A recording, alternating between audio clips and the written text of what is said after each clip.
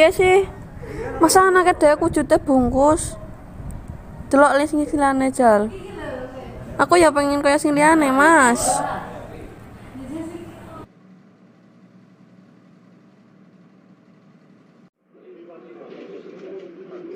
Saiki tak pentake kowe kanggo mecake Bima Bungkus anakku iki.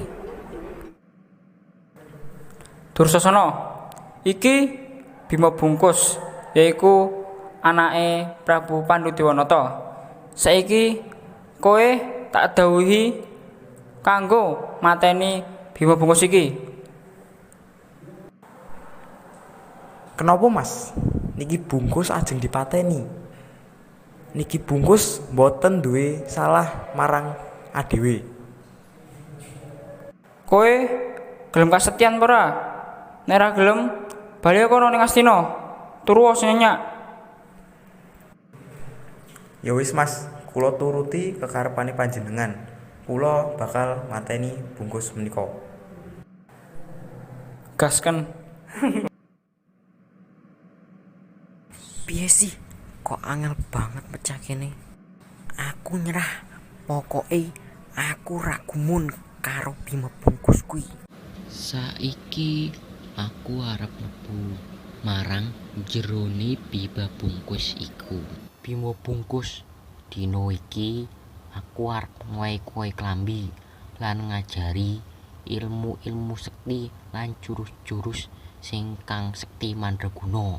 Men kowe dadi wong kang kuat kaya bapakmu mengko nek kowe wis metu saka bungkus iki.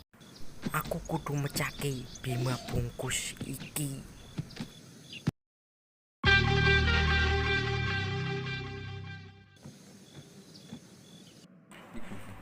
Kandhani, kalah kan? Iki lemah ngerti ra? Le, kowe iki sajaning putrane Prabu Dewanata lan Dewi Kunti kang nomor kalih. Kowe lahir awujud bungkus. Lan bungkus menika dipecah kalih Gajah Sena. Lan kukumu sakniki yaiku gadinge Gajah Sena kang ngarane kuku Pancanaka. Amarga kuwi jenengmu Bratasena. Audio Jungle.